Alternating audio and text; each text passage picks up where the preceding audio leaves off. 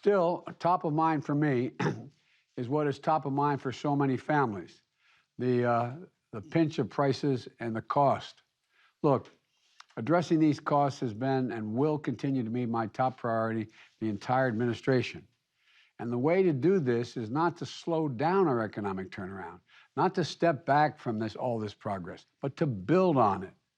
We can and we will address prices by expanding productivity capacity in our economy so we move more goods to market, get more Americans working, encouraging more investments in innovation, and making sure American consumers see those benefits at the store and at the pump when they go to fill up their cars.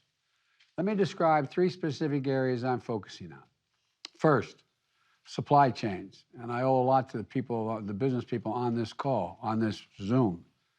Earlier this fall, we heard a lot of dire warnings about supply chain problems leading to a crisis around the holidays. So we acted. A lot of recommendations of the people that you see on the screen here. I wish we were all able to do this in person. We brought together business and labor leaders to solve problems. And the much predicted crisis didn't occur. Packages are moving, gifts are being delivered, shelves are not empty. Experts in this field look at 2 statistics for retail inventories, which is how many good retailers have on hand, and the phrase on-shelf availability, which measures how many goods are actually on the shelves there to be purchased. Today, retail inventories are up 3% from last year. Inventories are healthy, and on-shelf availability before the pandemic was about 91%. Today, it's at 90%. 90%. I'm sure you can go and find some shelf where it's empty because a particular sort of gifts are very popular. I don't know. But 90% availability. And delivery times of this season for FedEx, UPS, and the U.S. Postal Service are faster than before the pandemic, even as Americans have purchased a record amount of goods. This is in part due to the progress we've made at our nation's ports, which are now moving historic amounts of goods.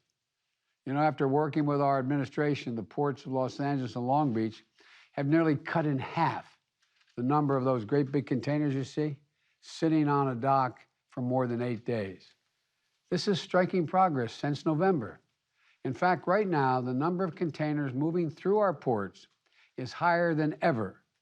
It's because we've sped up, because when I sat down and talked with the folks running the ports and the longshoremen, they agreed to speed up every step in the process. The ports, the trains, the trucking.